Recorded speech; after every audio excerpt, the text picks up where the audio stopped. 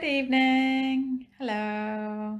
So I have prepared a little tutorial, a little demonstration of the Jangles Anchor Bag or the zip divider that goes in it. Now, if you have pre-ordered my book, which is due in July, and I am massively excited for it, this technique is in the book. There are a couple of bags in the book, a couple of projects that use this technique, as well as the Jangles Anchor Bag, and you can modify it and you can use it for any box bottom bag. So I thought I'd just do a quick little tutorial on how to make that zip divider. Okay, so here is a lining of a Jangles Anchor Bag. Move my lamp so that you can see the inside. So you can see that it's got this zip divider in the middle, and this divides the lining panel. So you've got a compartment this side and a compartment that side. Oh, I'm still sideways. Oh my goodness. Okay, hang on.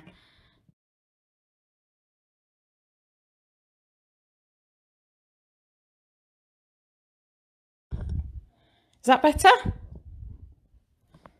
Okay. So this lining is actually one of my friend's linings. She started and her faux leather was sticking to her machine foot, and she was done with it. So I pinched it, and one day I will finish it off for her and give it back to her. But I thought it was a really good example for you to see this zip divider finished, and you'll see that it is sewn into the sides and the bottom of the lining, so there's no gaps for anything to fall through underneath, and it's fully finished off inside as well, inside the divider. So you can put in there, I don't know, your iPad. Oh look, it's got bunnies. Oh, that's cute. There we go. Oh, I'm the right way around. Okay. Well, at least I'm not making you dizzy anymore. So this is what we're going to do. We're going to do the zipped divider for the Jangles Anchor Bag and for the projects in my book. Right, so I have prepared already the zip divider pieces, and I've attached the zip to them. So this is following the pattern for the Jangles Anchor Bag. So you'll be able to see that I've got these are my outer pieces, these purple pieces. And then underneath I've got my lining pieces, which are the silver pieces. Okay, and I've attached my zip in the middle. So I've done it exactly as you would for a zip pouch. So your two outer pieces, two lining pieces with a zip. Now this is where people are getting confused. So this is where we're gonna go to. So what you need to do is match your outer pieces and your lining pieces together. So here I've got my two purple pieces together and my two silver pieces together, and the zip is in the middle, yeah? Okay, so line up the bottom edges on all of those.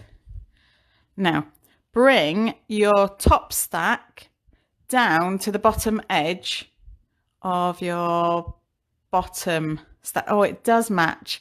Oh, look at me. Oh, I feel really, really well put together now. My nail polish does match the lining. Well done, me.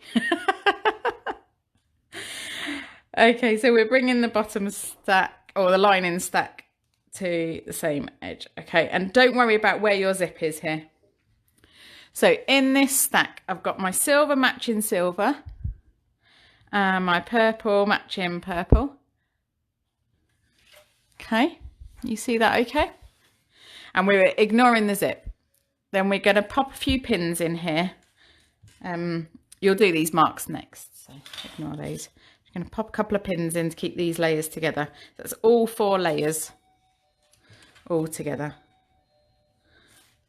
Okay, so now in the pattern it has you make some marks in the corners and then join those to make a triangle shape. And then we're going to sew along that triangle shape. I'll do that now on my trusty Janome HD9. Remember to backstitch at the start and the end of that.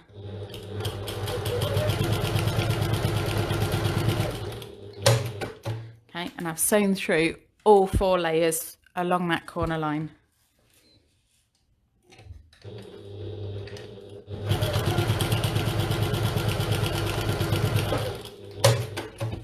Right, so both corners are stitched along the triangle lines. Okay, take these pins out, and then we're going to trim the excess fabric away from these corners now. We don't need it anymore.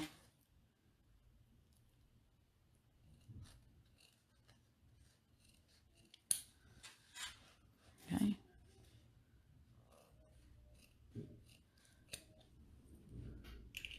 Okay, that's the most confusing bit done. Now we're going to turn it right sides out. So my purple is on the right side. That's the side that the zip teeth are on. So we're just going to turn it through. You can turn it through any edge, it doesn't matter.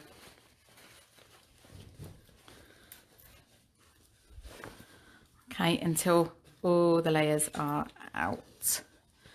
And what I like to do is just pop a hand in there and just press these corners out. Make sure they're fully turned out. And the same with this side. Okay. And smooth that out. Now I would press that usually, just to make sure it's nice and flat, but I don't want you to have to hang on. So, top tip, make sure your zip pull, if your zip is too long, make sure your zip pull is in the middle so you don't snip it off or you don't sew it with a zip pull on the wrong side. That will also help flatten your panel down. Okay, so this is our zipped divider. As you can see, all my edges inside. That's the silver side and that's the purple side. Now we're going to add this to our lining.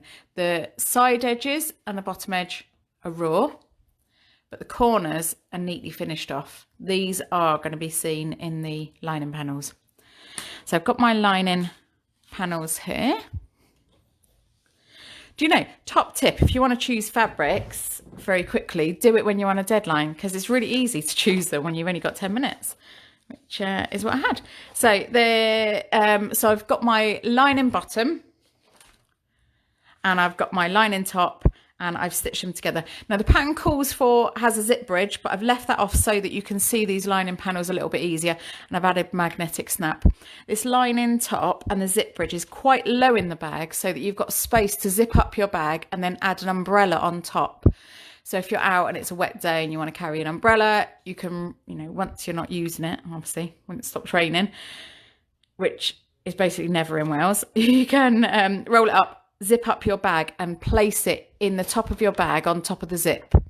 So I've put my magnetic snap slightly further down to allow that still to happen so I can rest my umbrella on the top.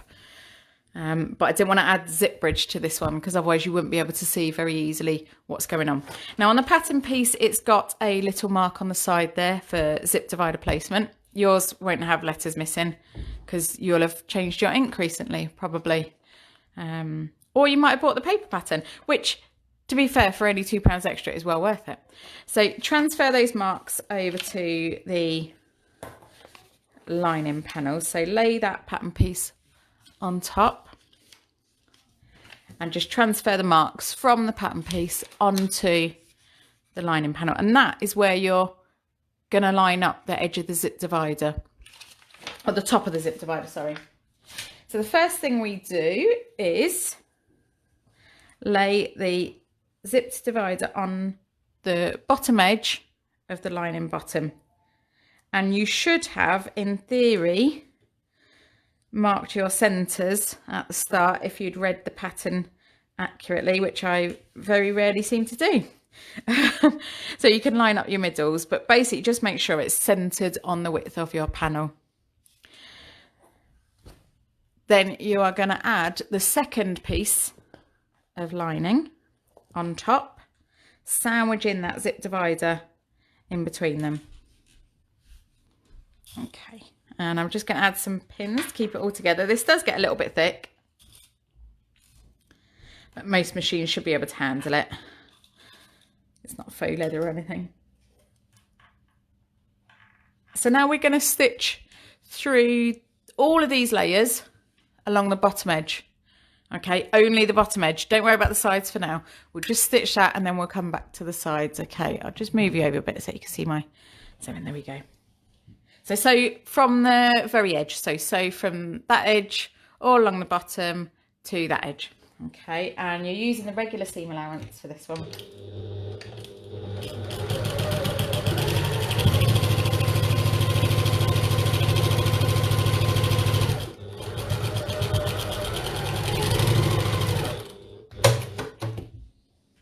Okay, so we've attached it into our bottom seam.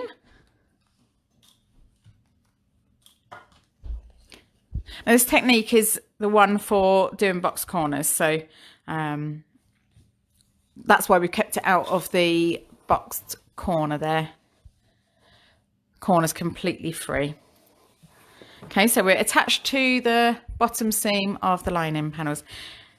Now we're going to pull this zip divider up to meet the mark on the lining panel that we've just made. So match the top of the zip divider to that mark, and if you want to add a pin you can. I do usually, just to keep it in place. Okay, and we're going to match the raw edge of the side of the divider to the side of the lining. Now, if you're not confident about keeping all of these layers together, after you've done this side, you can base this in place before you add the second lining panel. Okay, so can you see I've got a little gap there, and the top of the zip divider with the teeth are matching the mark on the side of my lining panel, and on the back of the lining panel you can see it's sort of bunched up a bit here, and that's what needs to happen to allow this side edge to be matched to the side edge of the lining. Okay, so we're going to do that on the other side as well. So match the mark on the lining panel, let me get it in shot there, to the mark on the first lining panel, and then pin it into place.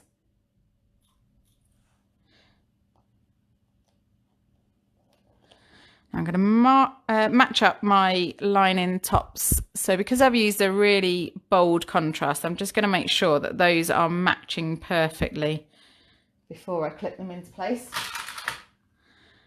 I use a wonder clip for that because that's faux leather. Okay, so my top is sorted, and now I just need to match the rest of this lining panel to the side edges, and you will need to manipulate this fabric out of the way to get it to match. That's completely normal, that's fine, that's how it's supposed to be. I'm going to take my pins out from inside and pop them on the outside. I might leave that one there because that placement is quite important. I might leave that one there because that placement is quite important.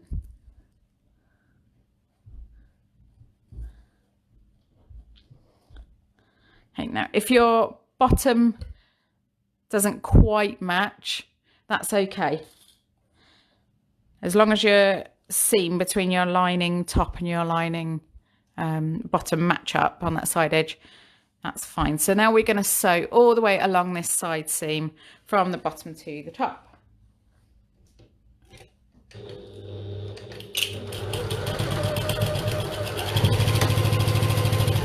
Again, I'm using the regular 3/8 of an inch seam allowance, or 1 centimetre. When you get to these zip teeth, if your machine can handle it, do a couple of back stitches, because that's going to take a lot of the pressure off of this stress point on the seam.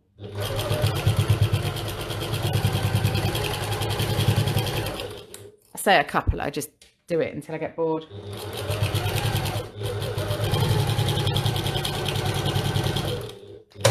Okay. So now I'll take my pins out. Well, that unfortunate incident with World Book Day, I managed to leave 2 pins in one of the pockets, and Elvis got stabbed shortly before school, and there were tears and threats to not wear her costume. And as much as I tried to tell her that's completely normal if you've got a mum that sews, apparently being stabbed first thing in the morning is not a highlight for a 5-year-old. Who knew? Anyway, so that is one side of our bag done. So this zip divider on this side is sewn into the bottom edge, and into the side edge. Okay, like so. You're going to do exactly the same for the other edge, for the other side. So again, we're going to pull that up, pin it into place on that side, and then pull this side, manipulate it into place again. And again, you'll have this weird sort of bunching extra fabric. Just ignore that. Match up your side edges. Make sure you match up the zip divider mark, and that'll be fine. Once you've done that, it's time to box your corners. And remember, you can adapt this for any bag. In the book, it's got, at the front is techniques, and they're all color coded, which I love. And then at the back, there's 8 projects for you to use the techniques that you've learned. And it talks you through how to calculate the size for your zip divider based on your lining panel, as well as how to actually construct it. There is a section on piping, a section on straps, handles, hardware, bling, how to set rivets. There is a section on resizing patterns. So really, it's just a great resource, even without the projects. I'm really pleased with it. I think it's pretty much everything I hoped it would be, which is good. So I've just snipped off the zip tape outside of the seam there. Usually I would add some fray check to that, or some glue, to make sure that it doesn't fray over time. The seam allowance is pretty generous on it, but just in case, I always wince when people are trimming zips off and not adding any fray check or any glue, and oh, what if it frays over time, and then you've got to unpick the whole bag and take it apart just to replace the zip. Anyway, so I have, as I've been talking, because apparently I can't stop talking, just pulled the corners together to match the bottom boxed corner there. Okay. Yeah, so we're going to sew that as a regular boxed corner. It gets a little bit bulky around there, but you're not sewing through that. You just have to maneuver it out of the way. So again, with a regular 3/8 of an inch seam allowance, or 1 centimetre.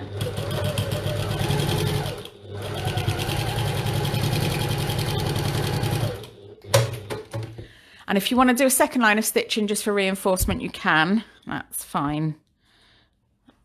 Okay, so in this side, in this edge, we have got our boxed corner, completely uninterrupted by the fact that we have a zipped divider inside the lining there. Okay, and because we've added interface into it, it does stay up on its own. Once it's sewn into the bag, you've added the stability of the foam stabilizer or the fleece, depending on your materials, that will stand up nicely inside your bag. Okay, so that is basically how to do it. So the bottom seam, then sew the side seam, then the box corners. Okay, if you want to buy the pattern for the Jangles Anchor Bag, you can get this technique in there. The pattern's on Mrs.-H.com. Couldn't afford Mrs.H.com. It was like £6,000.